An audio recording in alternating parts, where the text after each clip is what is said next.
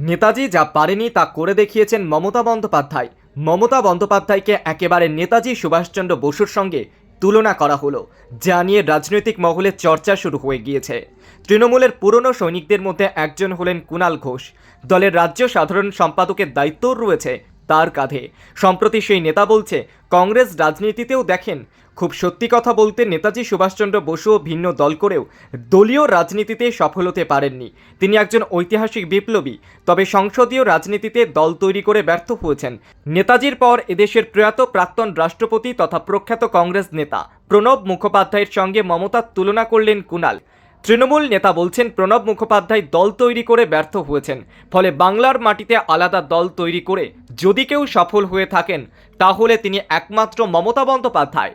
কুণাল ঘোষের এই মন্তব্য নিয়ে ইতিমধ্যে শুরু হয়ে গিয়েছে রাজনৈতিক চর্চা। বিজেপি কাউন্সিলর সজল ঘোষ বলছেন, সবসময় উনি মমতা বন্দ্যোপাধ্যায়কে নিয়ে বিতর্কিত কথা বলছেন। বড় খাঁচাওয়ালা গাড়িতে ওকে ধরে নিয়ে যাওয়া উচিত। পাগল ধরার কোনো গাড়ি হয় কিনা জানি না, এটা বাঙালিকে অসম্মান করেছেন। নেতাজির সঙ্গে তুলনা, তেল মেরে মেরে মমতা বন্দ্যোপাধ্যায়কে হড়কে বাউন্ডারির বাইরে পাঠাচ্ছেন, এরাই তেলের দাম বাড়াচ্ছে।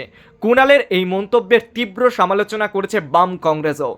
সাম্প্রতিক সময়ে দেখা যাচ্ছে মমতা বন্দ্যোপাধ্যায়ের স্তুতিতে রত আছেন কুণাল ঘোষ সহ বিভিন্ন রাজনৈতিক নেতারা। আর সে কারণেই সৃজন ভট্টাচার্য বলছেন, কুণালের সম্ভবত রাজ্যসভায় যাওয়ার আবার ইচ্ছা হয়েছে। মাদক মহামারীতে এই মুহূর্তে বিধ্বস্ত গোটা আমেরিকা। আমেরিকার বিভিন্ন প্রদেশের মানুষ মাদকের প্রতি আসক্ত হয়ে যাচ্ছেন। কিন্তু কোন মাদক? ফেন্টানিল নামক এক ওষুধ, যে ওষুধ ব্যথা কমানোর কাজে ব্যবহার করা হয়, যে ওষুধ নানান রকম চিকিৎসার কাজে ব্যবহার করা হয়, সেই ফেন্টানিল ওষুধ আমেরিকায় চলছে রমরমিয়ে। ব্যথা কমানোর জন্য নয়, সেবন করার জন্য মাদক হিসেবে ব্যবহার করা হচ্ছে। চোরাই পথে আমেরিকাতে ঢুকছে সেই ওষুধ, এবং যে ওষুধ আমজনতা, আবাল বৃদ্ধ বনিতা প্রত্যেকে কিনছেন মাদক হিসেবে সেবন করার জন্য, নেশা করার জন্য। ভয়ঙ্কর আকার নিয়েছে এই ওষুধ মাদক হিসেবে, চারপাশে ছড়িয়ে পড়ছে। আমেরিকার নয়া প্রেসিডেন্ট ডোনাল্ড ট্রাম্প, তিনি এখনো গদিতে বসেননি, তিনি এখনো দায়িত্ব নেননি। আগামী 20শে জানুয়ারি তিনি দায়িত্ব নিতে চলেছেন, কিন্তু তিনি এদিকে নজর রেখেছেন। এই যে ভয়ঙ্কর এক মহামারীর কবলে পড়ে রয়েছে দেশটা, যেখানে তলে তলে বহু মানুষ এর প্রতি আসক্ত হয়ে যাচ্ছেন। এই মাদক রীতিমতো রমরমিয়ে চলছে বাজারগুলোতে, রমরমিয়ে কারবার চলছে এই মাদকের।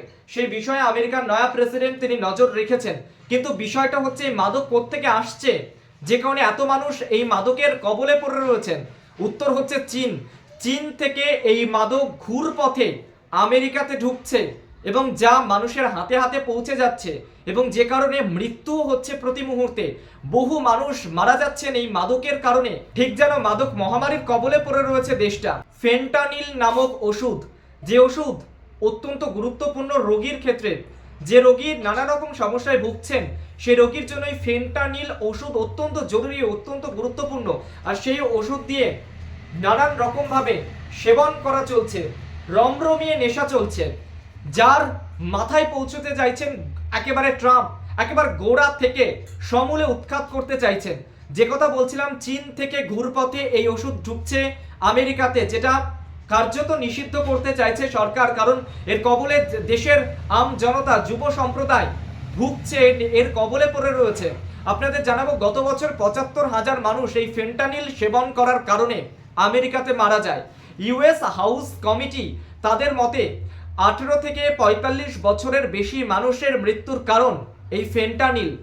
যে কথা বলছিলাম যে চীন থেকে ঘুরপথে আসছে এই ওষুধ, একেবারে চীন থেকে এই ওষুধ বের হয়ে মেক্সিকো থেকে আমেরিকার সীমান্ত দিয়ে ঢুকে যাচ্ছে আমেরিকায়, আর তা হাতে হাতে পৌঁছে যাচ্ছে, আমজনতার হাতে হাতে পৌঁছে যাচ্ছে, এবং নেশার কবলে ডুবে রয়েছে আমজনতা।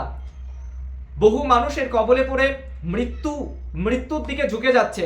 ফেন্টানিলের রমরমা কমানোর জন্য চীনের বিরুদ্ধে শাস্তিমূলক বাণিজ্য শুল্ক আরোপ করা হবে 25শে নভেম্বর। নিজের সোশ্যাল মিডিয়া প্ল্যাটফর্ম ট্রুথ সোশ্যালে একথা জানিয়ে দিয়েছেন ট্রাম্প, একেবারে শুল্ক আরোপ করা হবে, স্পষ্ট করে এই কথাগুলো জানিয়ে দিয়েছে।